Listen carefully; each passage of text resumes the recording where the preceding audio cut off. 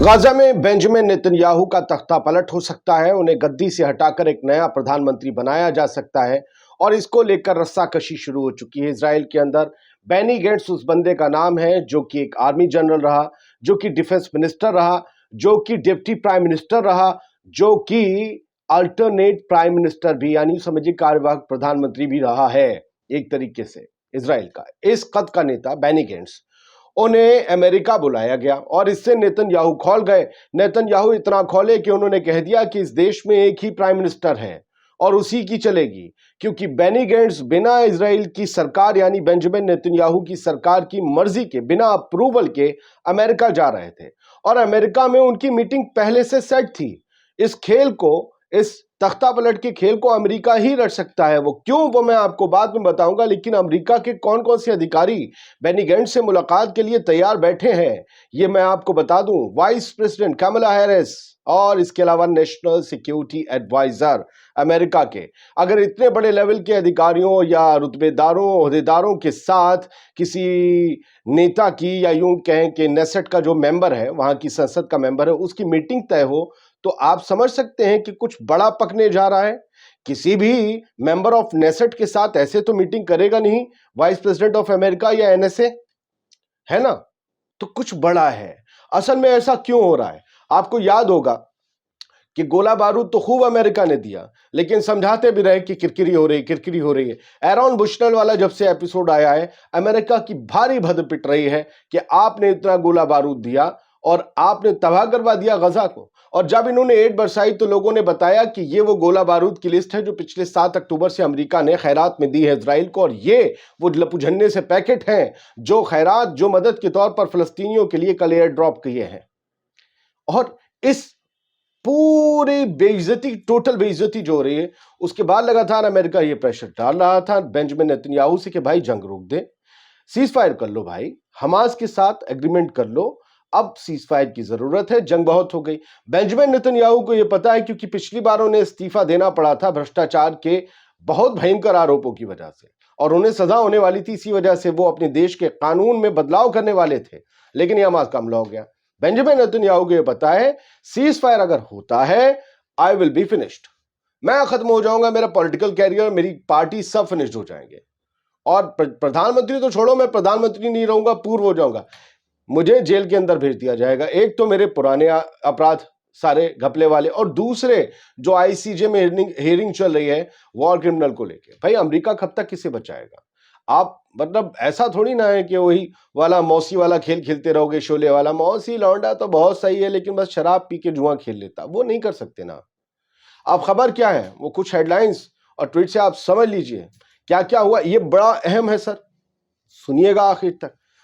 ये times of Israel की खबर है, 3 मार्च की ही है, और इसकी हेडलाइन देख लीजिए। Netanyahu said fuming over upcoming Gantz trip to US plan without his approval. समझे, नेतन्याहू जो है भयंकर तरीके से नाराज हैं बेनी गेट्स की उस यूएस ट्रिप को लेकर जो उनकी अप्रूवल के बिना हो रही है। वॉर कैबिनेट मिनिस्टर हैं, करंटली वॉर कैबिनेट मिनिस्टर है बेनी गेट्स, और उन्हीं की कैबिनेट में नेतन्याहू की, लेकिन इनका धुरविरोधी भी है। War cabinet minister, main political rival of PM लिखा हुआ है। वॉर कैबिनेट मिनिस्टर और प्रधानमंत्री का धुरविरोधी VP vice president Kamala Harris से मिलने जा रहे थे, और अब जो है टेंशंस बढ़ गई है, और ये कह दिया गया है इजराइल की तरफ के प्रधानमंत्री कार्यालय की तरफ से, बेंजामिन नेतन्याहू की तरफ से, Israel has only one prime minister. Israel का सिर्फ एक प्रधानमंत्री है, वही रहेगा, कोई दूसरा फैसला नहीं कर सकता कि हमारे देश को छोड़कर कहां किस देश की ताकतों से मिलने जाए। सोचिए, एक प्रधानमंत्री के रहते हुए कैसे सिर्फ एक मेंबर ऑफ पार्लियामेंट या मेंबर ऑफ नेसेट, जिसे वॉर कैबिनेट मिनिस्टर बना दिया गया, वॉर के टाइम में कैबिनेट बनी उसी का मिनिस्टर है, कोई पोर्टफोलियो नहीं है, उसे कैसे कोई देश बुला सकता है बातचीत के लिए? प्राइम मिनिस्टर के रहते हुए वॉर के ऊपर भी डिस्कस करना है तो मेंबर ऑफ नेसेट से नहीं हो सकता। इट मींस कि खिचड़ी बहुत बड़ी वाली डेग में पक रही है। अब आगे इसी में आर्टिकल में लिखा हुआ है, among those Gantz will meet are US Vice President Kamala Harris, US National Security Advisor Jake Sullivan, and the Republican and Democratic members of the US Congress. ये कहा गया है बेनी गेट्स के ऑफिस की तरफ से। Kamala Harris vice president of America के साथ एनएसए, वहां के अमेरिका के Jake Sullivan, national security adviser, और रिपब्लिकन और डेमोक्रेटिक दोनों पार्टियों के नेताओं से, उनके सांसदों से, जो अमेरिकन कांग्रेस के मेंबर हैं, उन सबसे मुलाकात करेंगे। भाई साहब, इस लेवल पर तो कोई प्रधानमंत्री मुलाकात करता है। इजराइल की दूसरी वेबसाइट और दूसरा बड़ा अखबार येदियोत अनोत, जिसका ynetnews.com है, उन्होंने क्या लिखा है? Netanyahu instructs Israeli envoy to ignore Gantz Washington visit. Netanyahu की औकात नहीं रही कि बेनी गैंट्स को रोक पाए, क्योंकि बुलाया पापा ने, अमेरिका ने। वो कह रहे हैं ठीक है, जाने दो, जा रहा है जाने दो, लेकिन वहां पर मेरे देश इजराइल की एम्बेसी वहां पर बिल्कुल भी इग्नोर करेगी वॉशिंगटन को, वो बेनी गैंट्स को। हमारी एम्बेसी स्वागत नहीं करेगी। हमारे जो राजदूत हैं, हमारे जितने भी अधिकारी इस वक्त अमेरिका में हैं, वो बेनी गैंट्स को वहां पर वेलकम नहीं करेंगे, वहां पर उनके साथ नहीं रहेंगे। आप समझ रहे हैं ये किस लेवल की टेंशन है? और सर, और उन्होंने, नेतन्याहू ने इसी में देखिए सब headline by line, Netanyahu refuses government funding for trip, और कहा कि जी सरकारी खर्चे पे भी नहीं जाओगे, गवर्नमेंट हमारी तुम्हारे लिए ये अमेरिका की मटर गश्ती का पैसा नहीं देगी। बेनी गैंट्स से इतना कट्टम जुज्जा मचा हुआ है, ऐसी तलवारें खींची हुई साहब, समझ लीजिए कांड हुआ रखा है, कभी भी कुछ हो जाएगा। मैं आपको 4 तस्वीरें दिखाने वाला हूं, वो देख लीजिएगा। द न्यू अरब की भी हेडलाइन देख लीजिए। War cabinet minister Gantz to travel to US without PM Netanyahu's approval. Gant's upcoming visit to the US has reportedly triggered tension between him and Netanyahu, as trips must be approval first by the Prime Minister.